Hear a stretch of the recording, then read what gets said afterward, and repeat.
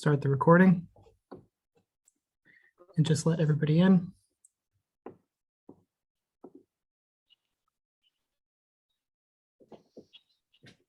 And yeah, well, welcome everybody to the February episode of Alumni in the Industry.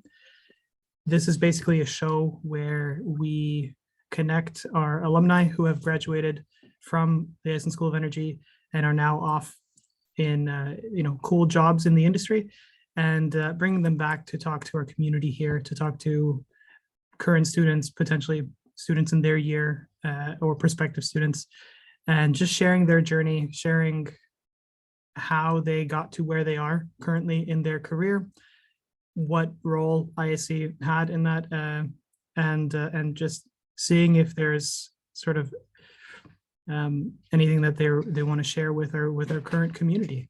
So with us today, we have Evelyn Gunawan. Evelyn graduated in 2019, and I will leave sort of the introductions to her, so I won't really say too much more. The format is the same as the previous talks, so Evelyn will have a presentation for us, and then there will be just an open Q&A afterwards. So Evelyn, thank you so much for being here with us. Yeah, thank you for the introduction, Laurie, and thank you for inviting me back into this platform.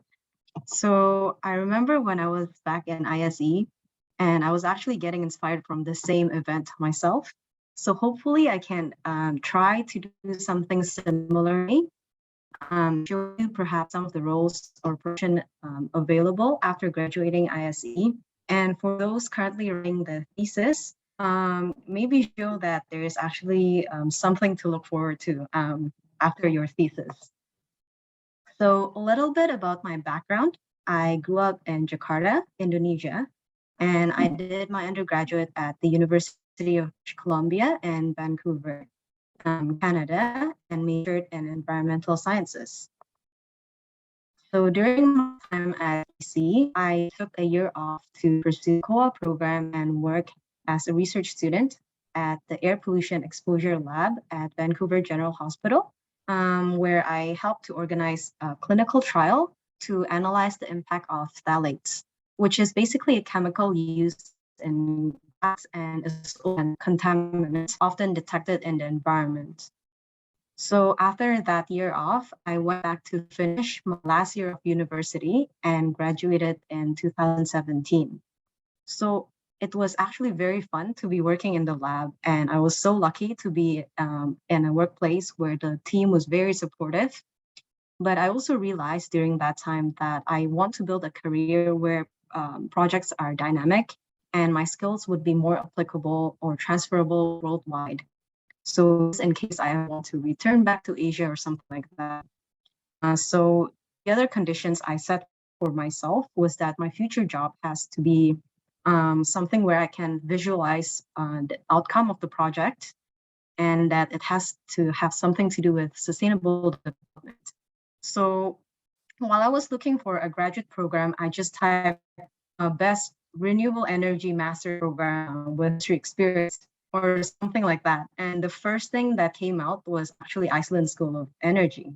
So long story short, before I graduated, I applied for ISEA's Masters of Science in Sustainable Energy.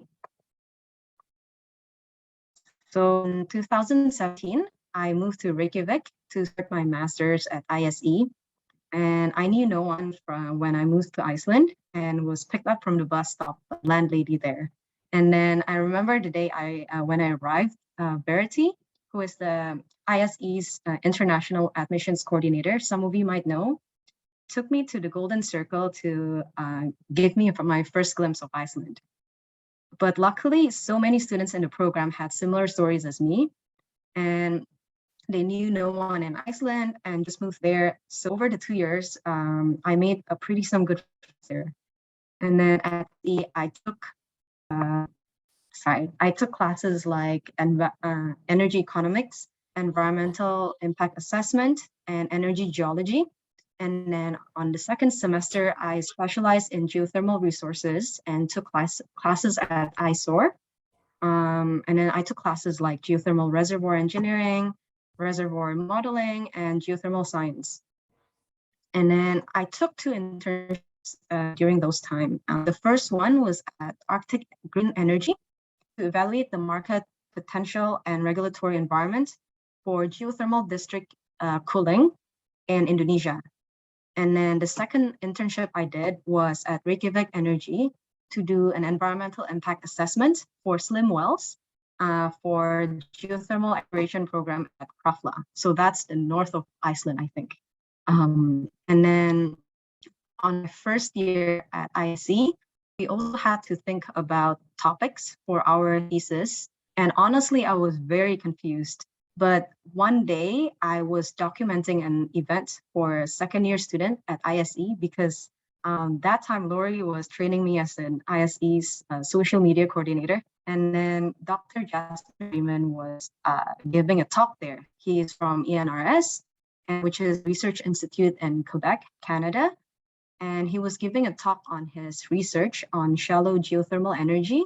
And I found it super interesting how they were able to extract heat from shallow depth, 50 to 300 meters, to provide energy for houses in the art communities. So after the talk, Dr. Jasmine thought I was a staff at SE and then told me that his lab is accepting research students.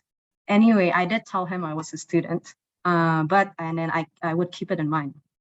So then around 3 to 4 months later, I contacted him and discussed possible topics. And then I talked to Julie as well. On July 2018, I went to Quebec to start my research at ENRS. So my research focused on geographic information system or GIS mapping, building energy simulation and economic analysis to assess the technical and economical feasibility of solar PV panels and ground source heat pumps as sources of alternative energy in Kujua, which is a very remote Arctic region in Canada. And during this time, I also wrote a paper published in Renewable Energy International Journal now on this topic with all my supervisors and advisors. So if you're curious, you can take a look at this online, or you can send me a message for the full publication. And then after finishing the thesis, I came back to Iceland to defend. So after graduating, I actually thought I would stay in Iceland for a bit until my visa expired to find a job. But a few days after I finished the defense, I got a job offer to work at Arup in Hong Kong as a building sustainability consultant. So I took that summer off, and in September 2019, I moved to Hong Kong to start the job. So a little bit about Arup. It's a British multinational company headquartered in London. It provides design, engineering, consulting, or advisory services for buildings and infrastructures. And then currently the firm has around 16,000 staffs spread over 90 offices around the world. And the company is involved in high-profile projects. You might know some of them, such as the Sydney Bill and Melinda Gates Foundation headquarters in Seattle, and also the Taiwan Taoyuan International Airport in Taiwan. So yeah, that's a picture of my first team there. And then that's a picture of my view outside the office on the right. So as building sustainability consultant, one of my main job was to study the ventilation, lighting, and thermal comfort of the building that's going to be built, and then provide recommendations to the developer or the client. And then these studies are also called microclimate study. So if it's a big development or government project in Hong Kong, usually the developer is also required to conduct an air ventilation assessment study. So in this kind of study, I would assess the impact of the planned building on the wind environment of the surrounding buildings. So this is because it's such a dense and big city, very similar to New York, actually. And urban heat island is such a major concern in this kind of place.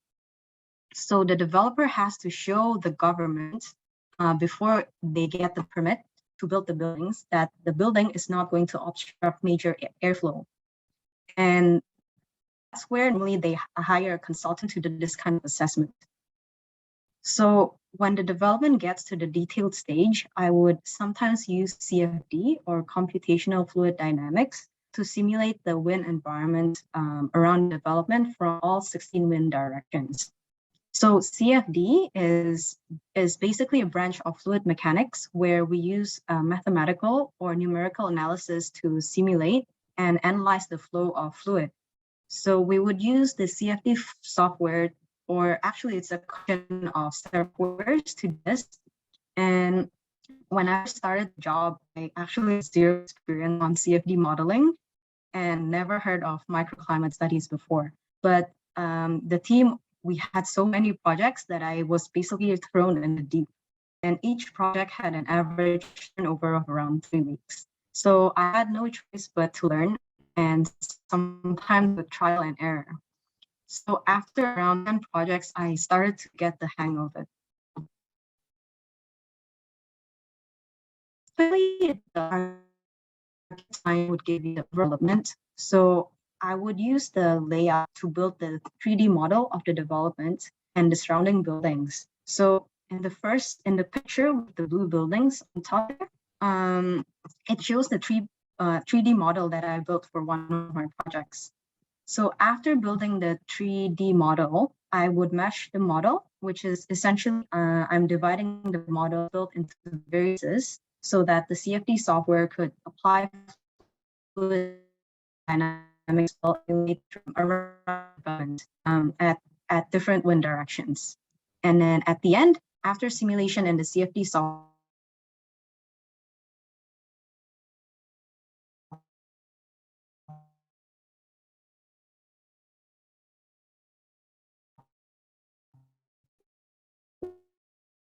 where I would do some western and around the development. So my last was a 714 hectares urban planning project in Hong Kong.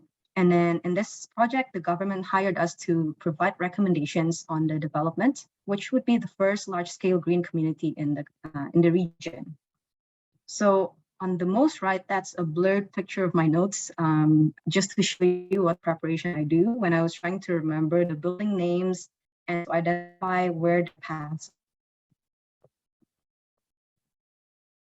And I also had the chance to work on policy and research study. So for example, Hong Kong 3030 review study for the Hong Kong Green Building Council, I analyzed the progress of Hong Kong's building industry and by 30% in 2030. So in this study, I proposed a certification system that rewards building owners to commit and achieve emission reduction measures that is aligned with IPCC's 1.5 degrees Celsius and well below 2 degrees Celsius warming pathways. So sometimes I also get projects for green building certifications. And usually for international projects or big developments, the client wants to, which is the most building rating in the world. And for local Hong Kong projects, the local certification system is called Beam Plus. And normally developers want to get this kind of certifications for several reasons, such as tax credits and for marketing reasons. And usually green buildings are very energy efficient. So the operational cost of these buildings would be lower than similar non-green buildings. You don't have to be certified to do a lead project, but I took the lead associate professional exam to understand the rating system better. So if you're interested to get into green building industry or want to improve your CV, in general, you can consider taking this exam. And just to give you a picture, this is a rendering of Kai Tak Sports Park, which is a project by the Home Affairs Bureau in Hong Kong.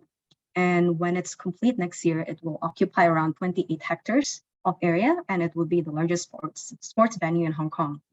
So my contribution here includes sustainability features coordination, and then energy modeling, and then solar glare study. So this project is actually very special to me because I was involved since the beginning of this project. And also, I didn't know about this back when I moved to Hong Kong, but I rented a place very close to this place, and I can see the progress of this project right through my window every single day. So in those 1.5 years at the sustainability group, I learned so much about energy from the demand side, in terms of how they're used, of the measures and technology that the end users adopt to increase energy efficiency or reduce energy consumption. But I realized that after 1.5 years, I actually wanted to be on the supply side of energy. And after some discussion with the director, I was transferred to the energy advisory group around last May. So in the energy, my role changed quite significantly. It's a much smaller team focusing on renewable energy development. And we're still in the same company. It works much like a startup, actually. So in this new group, I often oversee project biddings and business proposals to secure future projects. And this includes making sure that the bid documents are organized according to the formats, making sure that we have the capability and the resources to carry out the project if we actually win the bid. So on top of working on bids, I work on technical due diligence, or called TDD. And in renewable energy, TDD helps the client understand the technical feasibility of the renewable energy development. So by understanding what their technical risks are throughout the entire life cycle of the project. So usually there are two types of TDD, buy side TDD and the sell side TDD. So as the name suggests, client would do buy side TDD when they're considering a potential acquisition or buying a renewable energy asset. And so they would hire us to help look into things such as the technology they use, civil and electrical design, status of the permits, licensing. And then on the sell side, the client is usually the developer themselves, who are trying to make sure that the condition of their assets are all good before they are able to sell their asset. So the fun part actually is when we go on site visits. So before COVID, they would actually fly us to asset location, which is usually in very interesting places. But these days, we actually just send people from the local office, or we just do a video visits. Another thing is that we have a market study, which is to help companies who are trying to develop or diversify in a new market. So in this study, we would help them identify opportunities and risks in the market. And depending on the scope, we sometimes look into the regulatory environment in the region and also the supply chain as well. And then sometimes we also have site prospecting or site selection study. And then here we are trying to narrow down or select a potential area for renewable energy development. And my most recent project is actually a site prospecting study for an offshore wind farm. So for this kind of study, I collect all sorts of data, anything that can be classified as constraints to the development, like environmental, social, regulatory constraints, and then map them out on GIS. So I would divide the potential area into smaller grids and then rank them. And then based on this ranking,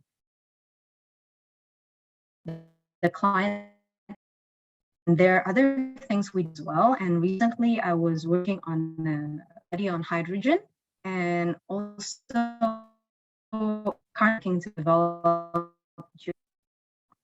So that's more or less what a renewable energy consultant does day to day. It's quite variable and can be quite exciting, actually. So to close, one thing I knew, I wish I knew before when I first started at Arup, is the importance of professional qualifications. So in some companies or some countries like Hong Kong, it actually plays a huge importance to get chartered. And it's basically one of the most important criteria of getting recognized in the field. And also, I feel like it could be a good checkpoint to see if you're having the right competence as an engineer and get recognized as a professional in your field. And there are several types of chartership, like chartered engineering, or if you don't have engineering background, you can also apply for chartered environmentalist, or there is also chartered scientist. And then in the UK, depending on your background, you can, if you have, for example, mechanical engineering background, you can apply for chartership through Institute of Mechanical Engineering. Or for example, like us, if we have energy engineering background, then there's the Energy Institute as well. And I think in Iceland, there's also an association to apply for engineering chartership. So yeah, if I could go back in time, I would probably pay more attention to meeting this kind of requirements so I can plan earlier for my chartership. And I also want to mention that if you're ever interested to work in Hong Kong or other countries in Asia, as an energy engineer or consultant, and if you have interest in energy in general, which I believe most of you already do since you're here, then the energy team at Arup Hong Kong is actually expanding at the moment. You can look through the company's website for more energy related jobs. And if you see anything you're interested in, you can just easily apply. If you have any questions, I'm also leaving my contact here. And then if you prefer, I also have my RU email address as well. So yeah, that's the end of my presentation. Thank you for listening. So I guess now it's the time for questions.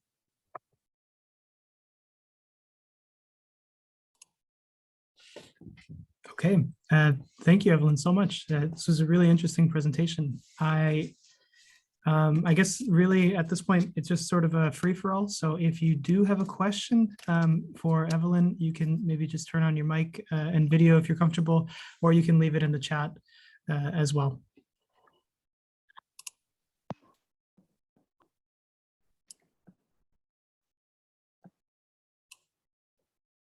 And it looks like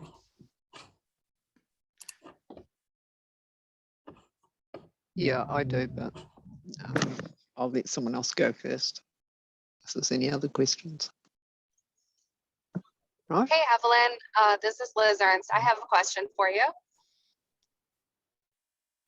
Yeah. Can you hear Hi, me? Liz. Okay. Yes, I can hear you. Hey, awesome. What would you say are the more difficult aspects of your job as a sustainability consultant? As a sustainability consultant, actually, it sounds very crazy, but finishing the projects on time. We had so many projects. Usually, because of COVID, actually, there's a lot of demand in sustainable buildings, and in all sorts of sustainability services. The most difficult part is actually run everything, but you meet your quality as a client. And the second part is actually, if you don't know what kind of projects you're working on, sometimes you get thrown into all sorts of projects. It's not always CFD every day. It's not always the same simulations. Different kind of buildings have different kind of models, and then you encounter all sorts of problems. So yeah, I guess that's you're racing with time, basically. That's the most difficult part of the job. Does that answer your question? Yes, thank you. Good afternoon, everybody. Veronica here. Hi, Evelyn. So good to see. Question.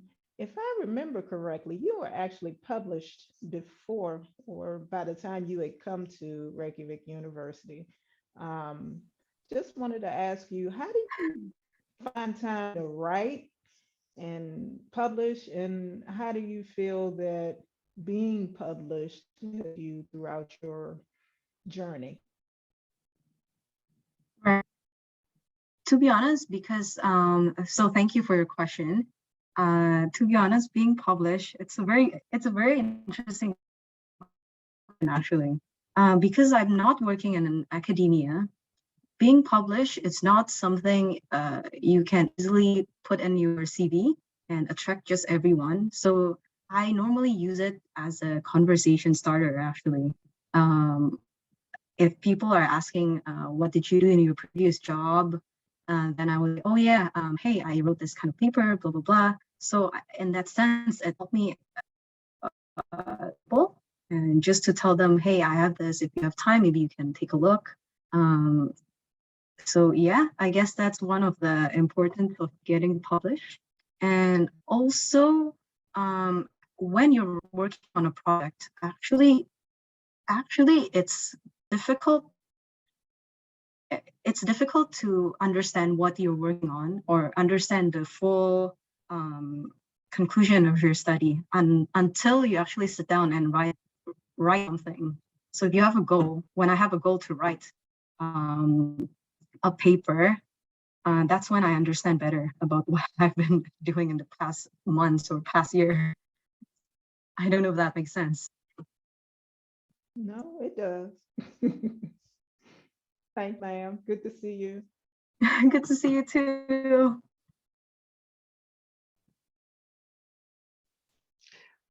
Hi, Juliet. Hi. So, thank you very much. Hello, everyone else. Yeah, thank you. Interesting, and I've been wondering like how you've been going. So it was particularly interesting for me. I was wondering about, you mentioned about chartership. So does Arup give you time for professional development, or do you have to do that now all in your own time, or how does it work? Combination of both, actually. For Arup, they really encourage you to take chartership when you're ready. It depends on your supervisor sometimes as well. Some supervisors give you more resources to do it, and some less, or some ask you to do it in your own time. But most of the people I've worked with are generally quite nice. They give me the time to do it. After the long hours, which is okay. Or sometimes I do it in the weekend as well. Yeah. Yeah. Right. Mm-hmm. Yeah. And so, how close are you to getting this? So what particular one are normally, you going for? I'm working on chartership and environmentalist. Yeah. And also engineering. So I'm trying both of them. But actually, after around 2-3 years of work, it's normally considered little. That's the bare minimum you can go for. Usually it's 4 years. So I'm just trying to work on the competence, just meeting all the requirements by point. Right. Mm-hmm. I see.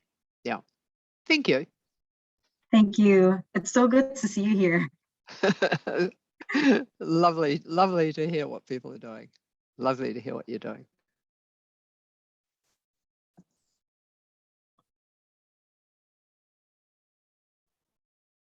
Hi, Evelyn.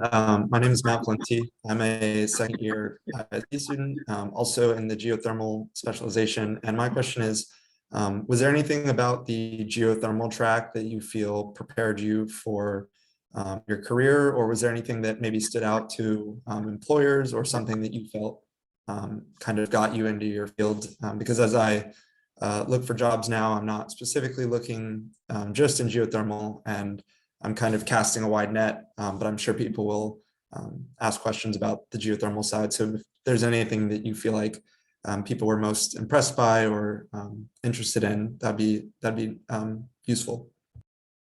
Yeah, thank you for your question, and nice to connect.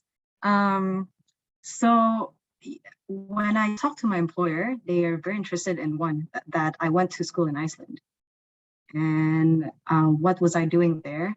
And usually they ask about my thesis, not really about the classes sometimes. So what I was researching on, how technical it is. If your job is more to the technical side, then they would ask you what equations you use, what kind of softwares you were using. And then for me, actually, they asked most. And so for several interviews related to energy after I graduated. A lot of them asked different questions. Also, it depends on where they came from. Usually, interviewers say from Asia, they're more practical. They like to see how your work ethics is. Whereas for interviewers, say in North America, usually they're more interested in transferable skills. So what have you been doing in the past? If you're mature enough to talk to clients, those sort of things. Yeah. And then in terms of classes, I guess it's less important to me, I'm sorry to say, but it helps me for classes. It helped me with my thesis, which helped me with my conversations for interviews, I guess. So there's indirect impact. Thanks.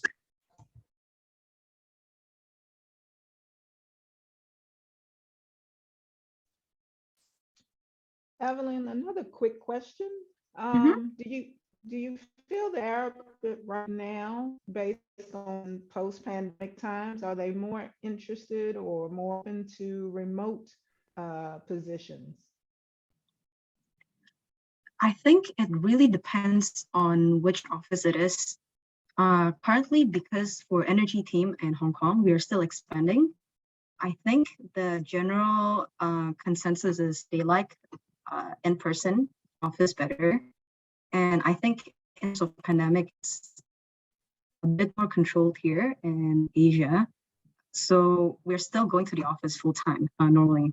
But from what I know, the London office is pretty much remote since last year or 2 years ago. Thank you. Thank you. Evelyn, I have another question. Well, first a statement. I do love seeing you again. So this has been really great and hearing what you're up to. And so you basically lived and worked on 3 continents. So my question is the transition from Iceland to Hong Kong, were there any, sort of work cultural barriers that you had to learn, or like social norms that is unique to Hong Kong in a working structure? Yeah, thank you for your question. It's so good to see you here. Yes. Yeah, when I first came to Hong Kong, first thing I remember, I felt disoriented. It feels like I was still back in Iceland, but just surrounded with new people. And then language-wise, okay, everyone looked the same as me, but language-wise, they're all speaking different things. And I had to learn Cantonese a bit. I'm still picking up on that. It's very difficult. But apart from the language, everyone else is pretty much open, especially when we start at the junior level, maybe. Because I started from there as a junior consultant, basically. People there are more open, and I guess I'm not comparing with Iceland, but I guess people in Hong Kong is quite open to new people, and they've had a couple of people from abroad as well. So it's sort of a melting pot, actually.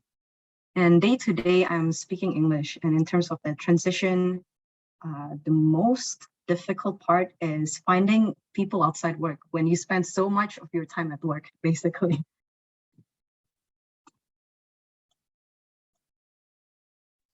Thank you. Yeah.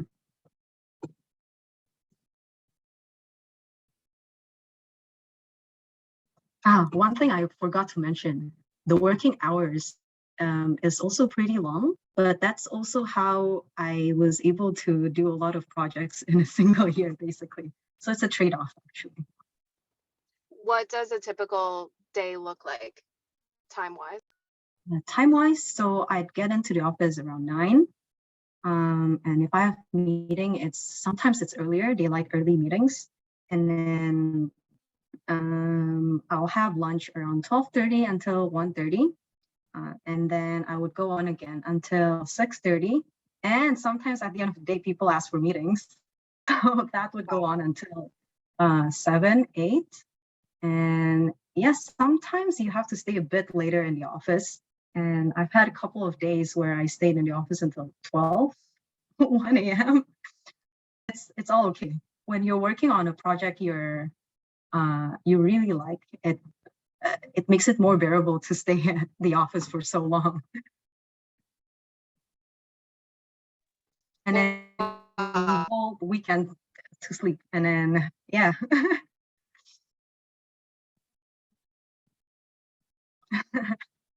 Yeah, it's a that's a culture shock there, I guess. The long working hours. I would imagine. I can maybe chime in on that before coming back to help ISE. I was actually doing renewable energy consulting as well, but from like an engineering side. And the long hours, it just brought flashbacks as well, you know, you're there until midnight. If you have to meet a deadline, like you're saying, you're racing against time. Yeah. But I had a quick question for you as well, which is the job what you expected it to be? I mean, I'm assuming you had some sort of idea of what a renewable energy or sustainability consultant might do. After having done it for some time, is it what you expected? Does it differ?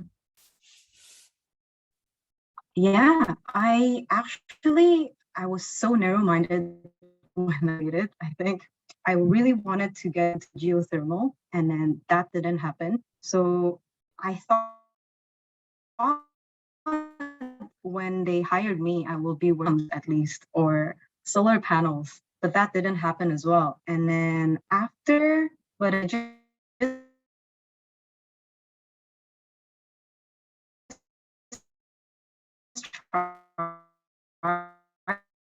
so what I was more of my the current role that I'm having. So that's as a renewable energy consultant. That's more closer to what I had for my career path. But I still appreciate that I got to do that 1.5 year in sustainability, where I got to do so many building projects just to understand, for me, how energy is being used on the demand side, basically. Yeah. And I guess a question that I would have, sort of, if I can imagine myself as back as a student again, would be, do you find that the variety of experiences you've had compounded? Like, did it help you in your job, or do you feel like some experiences were more important than others? Of course, yeah. Like I said, I think the writing thesis. So that 1 whole year, I feel that's what helped me so much in my job right now in terms of project planning, because I was actually, when you're writing thesis, you're fully in charge of your own time. You don't have classes to go. You're not doing anything beside writing and researching on your thesis, I guess, unless you have a part-time job too on top of that. But your focus is really writing your thesis, and that really applies when I'm working on at the office, because there's so many things going on. There's so many projects going on at one time. You have to prioritize which project to work on or which task to work on at any one time. And then if you're not in control of your time, basically it falls apart. So I guess that's also consulting life. I don't know, correct me if I'm wrong. It's not just here in Asia, it's just a consulting life in general. Yeah, I mean, my experiences were similar, definitely. And even during the thesis, if you don't sort of keep on top of it, it will quickly catch up to you. Yeah. Mm-hmm. So I guess it's more of the soft skills that you develop throughout university, basically. You use that a lot in your work. Definitely. Are there any other questions for Evelyn?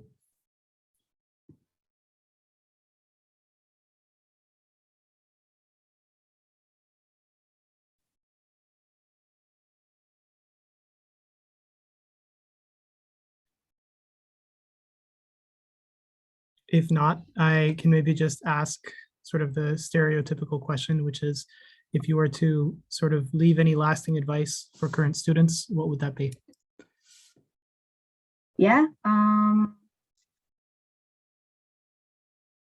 maybe it's just to focus. Yeah, my advice is to focus on what kind of life, what kind of career you really want, and not be scared of doing the difficult job, or yeah, don't be scared of something that's out of your comfort zone. If you have to move, and then if you don't have any things holding you back, then just do it, basically.